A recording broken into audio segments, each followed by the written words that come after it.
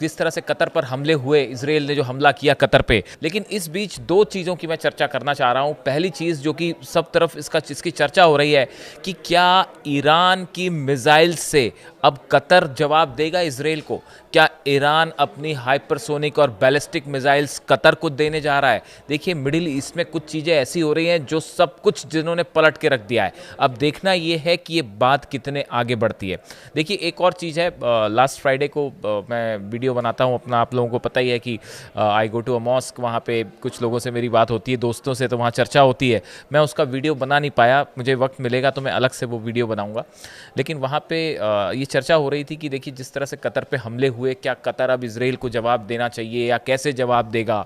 तो इसी बीच ये चर्चा छिड़ी कि अगर देखिए, ईरान पर जब हमले हुए तो ईरान ने उसका फ़ौरन जवाब दिया। इधर इजराइल की मिसाइल गिरी और अभी वो इजराइल की तरफ से हमला हुआ फाइटर जेट से, और तुरंत ईरान की तरफ से जो है उसका करारा जवाब दिया गया। यहाँ तक कि अमेरिका पे भी मिसाइल फायर की गई जो अल-उदैद एयरबेस था। तो ईरान जो है वो कैसे तुरंत जवाब कैसे दे देता है? ये मैंने कई लोगों से सवाल पूछा वहाँ जो मौजूद थे। आपको क्या लगता है कि ईरान में और बाकी देशों में क्या डिफरेंस है? जो OIC के सदस्य हैं, जो अरब कंट्रीज़ हैं, तो कैसे ये ईरान जो है वो अचानक कैसे जवाब दे देता है, फ़ौरन कैसे जवाब देता है? तो वहाँ मौजूद एक शख्स थे, उन्होंने मुझसे कहा, इंटरेस्टिंग बात कही, मैं शेयर करना चाहूँगा, कि खून में हुसैन की बहादुरी है, ईरान ने करबला से सीखा है, हुसैन वाला एक किसी से कम नहीं। देखिए, ये उनकी तरफ से जवाब आया, इसीलिए हमने थंब में भी इस टाइटल का इस्तेमाल किया है कि खून में हुसैन की बहादुरी है, ईरान ने करबला से सीखा है। वो शायद अली खामेनी साहब के लिए ये बात कहना चाह रहे थे कि जब भी ईरान को झुकाने की कोशिश हुई, दबाने की कोशिश हुई, तो भले ईरान अकेला खड़ा रहा, लेकिन उसने हमेशा मुंह तोड़ जवाब दिया, जंग का हौसला दिखाया। तो इस तरह की बात उन्होंने कही, इस पर हम कभी अलग से चर्चा करेंगे। फिलहाल जिस बात की सबसे ज़्यादा चर्चा हो रही है वो ये हो रही है कि क्या ईरान अपनी मिसाइल्स कतर को देने जा रहा है? अब ये सवाल उठा कहाँ से? देखिए, ईरान के लॉ मेकर हैं मुज्तबा ज़ायरी, इनकी तरफ से कहा गया है, he has called on Qatar to expel US forces and host Iranian revolutionary guard hypersonic missiles to counter Israeli threats. इनकी तरफ से ये ईरान के जो लॉ मेकर हैं, सांसद हैं, इनकी तरफ से ये बात कही गई कि कतर को अमेरिका की जो फोर्सेस हैं उसको बाहर कर देना चाहिए, और IRGC जो है, ईरान की जो रेवोल्यूशनरी गार्ड है, इसको अपने आप तैनात करनी चाहिए, ईरान की मिसाइल्स अपने आप तैनात कीजिए। उन्होंने जो जराई हैं, एड्रेस कतर्स आमिर शेख तमीम बिन हमद अल थानी directly on x, urging the replacement of US military presence with IRGC aerospace forces. उन्होंने कहा कि भाई, कतर को जो अमेरिकी फोर्सेस आपने अपने यहाँ बुला रखी हैं अल-उदैद एयरबेस में, 10,000 से ज़्यादा फोर्सेज हैं, आप इनको हटाइए और ईरान के सैनिक आप अपने आप बुलाइए, ईरान की मिसाइल्स हम आपको देने के लिए तैयार हैं, आप उसे अपने आप तैनात कीजिए। वैसी जो मेजर जनरल मुसावी हैं ईरान के, इनकी तरफ से एक बात कही गई, उन्होंने कहा कि ईरान वोट Tehran will never hesitate to defend Qatar against Israeli aggression. उन्होंने कहा कि किसी भी तरह का इजराइल अगर हमला करता है कतर पे, तो ईरान बिल्कुल नहीं हिचकिचाएगा कतर की मदद करने से। अब देखिए, ये जो बयान आए, इसके पहले एक और ईरान के जो प्रेसिडेंट हैं महमूद पेजेश्कियान साहब, इनकी तरफ से भी ये बयान आया। उन्होंने भी एक बात कही थी कि won't deter but want a firm response to any further aggression, कि अगर कोई भी तरह का हमला होता है तो हम जवाब देंगे। और उन्होंने है showed full solidarity with Qatar. उन्होंने ये भी कहा कि हम कतर के साथ जो है पूरी एकजुटता के साथ करें, और सभी मुस्लिम देशों से, इस्लामिक देशों से अपील की कि आप मिल के इसराइल के खिलाफ कदम उठाइए। तो देखिए, ये जो 3-4 बयान आए जिसमें यह कहा गया कि अमेरिकन फोर्सेस को बाहर करिए, ईरान की IRGC कतर की सुरक्षा करेगी, ईरान की मिसाइल्स आप अपने यहाँ तैनात कीजिए, हम आपकी रक्षा करेंगे, हम आपको जवाब देंगे। अब देखिए, इससे दो बातें हैं। पहली बात तो ये है कि क्या ईरान अपनी मिसाइल्स वाकई कतर को देने के लिए तैयार है? क्या कतर इसके लिए राज़ी होगा जो ऑफ़र ईरान की तरफ से आया है? एक बात तो ये है कि ये होगा या नहीं होगा, इस पे काफ़ी सारे लोगों की अलग राय हो सकती है।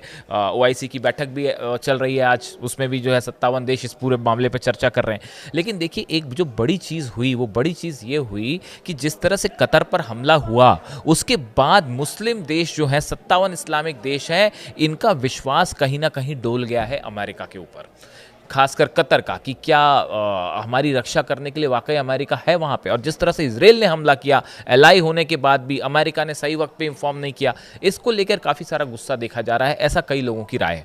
अब देखिए, इस सिचुएशन में ईरान की एक एक्सेप्टेंस जो है इंटरनेशनल लेवल पे वो बहुत तेजी से बढ़ी है। आप देखिए जिस तरह से हमले हुए ईरान के ऊपर, ईरान अकेला लड़ता रहा, लोगों ने उसको क्रिटिसाइज किया। ईरान बार बार कहता रहा कि हमारी सॉवरेंटी के खिलाफ ये हमला है, हमारे आज़ादी के खिलाफ हमला है। अब वही हमला जब कतर के ऊपर हुआ तब सब लोगों को ये महसूस हुआ, कई कंट्रीज ये महसूस कर रही हैं कि वाकई ईरान सही था और ईरान के ऊपर हमले गलत हुए थे।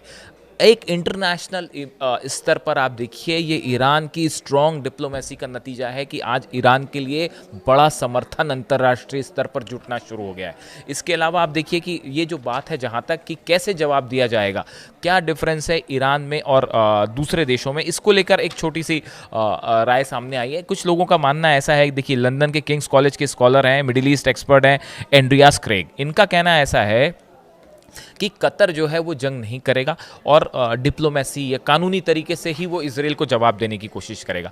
इसकी एक बड़ी वजह यह है कि अमेरिका एलाई है, अमेरिका से सुरक्षा की गारंटी लेते हैं वो, तो अमेरिका के खिलाफ नहीं जाएंगे। तीसरी बात है अमेरिका से रिश्ते खराब होने का डर होगा, इसलिए भी जो है वो शायद इजराइल पर हमला ना हो। इसके अलावा बड़ी संख्या में जो है वो हथियार दिए जाते हैं अमेरिका की तरफ से सऊदी को, कतर को, यूएई को, तो ये देश जो हैं वो फ़ौरन अमेरिका के खिलाफ जाने के और इजराइल पर हमला करने का फैसला नहीं करेंगे। दूसरा, ईरान के साथ कंफर्ट लेवल अब बढ़ना शुरू हुआ है, लेकिन अभी भी बहुत स्ट्रैटेजिक लेवल पर पार्टनरशिप नहीं है, इसलिए भी शायद ईरान वाला जो मिसाइल वाला ऑफर है वो उतना प्रैक्टिकल ना हो।